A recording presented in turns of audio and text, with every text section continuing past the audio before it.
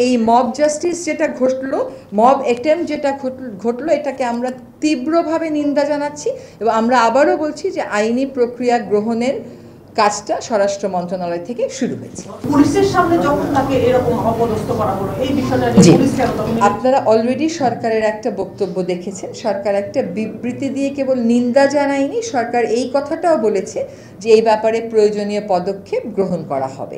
একটু আগে দেখেছি স্বরাষ্ট্র উপদেষ্টা মহোদয় বলেছেন যে যারা এটার জন্য দায়ী তাদের বিরুদ্ধে যথাযথ আইনি ব্যবস্থা তারা গ্রহণ করবে এবং ওই ব্যবস্থা গ্রহণ করাটা পর্যন্ত আমরা অপেক্ষা করি। আরেকটা কথা হচ্ছে যে কেন পারা যাচ্ছে না, এটা প্রত্যেকেরই আসলে আত্মবিশ্লেষণের একটা জায়গা আছে। হ্যাঁ, আমরা খুব একটা আদর্শ পরিবেশে দায়িত্বভারটা গ্রহণ করি নাই।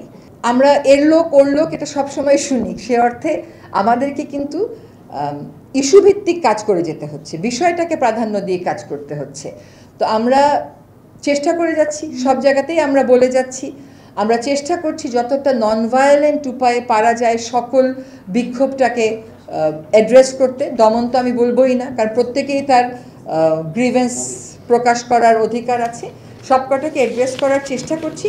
আশা করছি এই যে সহনশীলতা রাষ্ট্রের পর্যায় থেকে আসছে এবং রাষ্ট্রের পর্যায় থেকে ব্যবস্থা গ্রহণের উদ্যোগ গ্রহণ করা হয়েছে, এই সহনশীলতা এবং কার্যকরী উদ্যোগ এটার সমন্বয়েই আসলে আমরা আইনের শাসনের দিকে এগিয়ে যাব।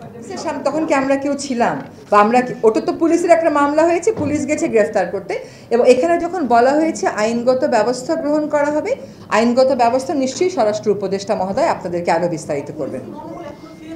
না, সে কথা আমি বলছি না মনোবল ফিরে পাইনি, কারণ অনেক জায়গাতেই আপনি দেখছেন যে পুলিশ বেশ সক্রিয় হয়েছে, কিন্তু আমি যেটা বললাম একটা আদর্শ পরিস্থিতিতে পরিবেশে আমরা দায়িত্ব গ্রহণ করি নাই।